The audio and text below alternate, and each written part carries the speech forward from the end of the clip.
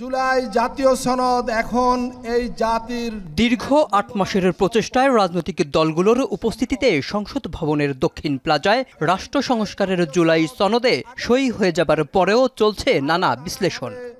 সংশোধন পরিমার্জনের শনিবার সকালে রাজধানীর গ্রিন রোডে পানি উন্নয়ন বোর্ডের শ্রমিক কর্মচারী ইউনিয়নের সাধারণ সভায় জুলাই জাতীয় সনদকে বিএনপির মহাসচিব মির্জা ফখরুল ইসলাম আলমগীর ব্যাখ্যা করেছিলেন রাজনৈতিক স্বচ্ছ রূপ আর গণতন্ত্রের অধিকতর উন্নতির মাধ্যম হিসাবে। আজকে সত্যি বাংলাদেশের রাজনৈতিক ইতিহাসে একটা অনন্য ঘটনা যে রাষ্ট্র কাঠামো পরিবর্তন, মূলনীতির সংশোধন, একই সঙ্গে আমাদের রাজনীতিকে আরো স্বচ্ছ করা, জনগণের কাছে পৌঁছে দেওয়া, গণতন্ত্রকে সত্যিকার অর্থে গণতন্ত্রের প্রাতিষ্ঠানিক যে প্রতিষ্ঠানগুলো আছে সেগুলোকে প্রাতিষ্ঠানিক ভাবে আরো বেশি উন্নত করা এবং গণতন্ত্রকে গণতন্ত্রের মতো চলতে দেওয়া, গণতান্ত্রিক কৃষ্টি অর্থাৎ ডেমোক্রেটিক কালচারটা গড়ে ওঠা, এই ব্যাপারগুলো কিন্তু এই সমাজের মধ্যে সবগুলোই আসলে সক্ষম। সনদ সই অনুষ্ঠানে এনসিপির অনুপস্থিতির প্রভাব নিয়ে আলোচনা।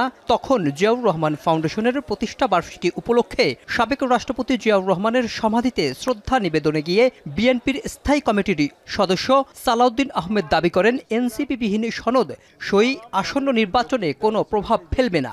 3টি কি 4টি বাম রাজনৈতিক দল স্বাক্ষর অনুষ্ঠানে যেতে পারে না। আমি বলবো না স্বাক্ষর করেনি, স্বাক্ষর করার সুযোগ উন্মুক্ত আছে। আশা করি তারা ভবিষ্যতে সনদে স্বাক্ষর করবেন। আমাদের আগামী নির্বাচনের জন্য এটা বড় কোনো প্রভাব ফেলবে না। আমরা মনে করি সহনশীলতা সবার মধ্যে আসবে।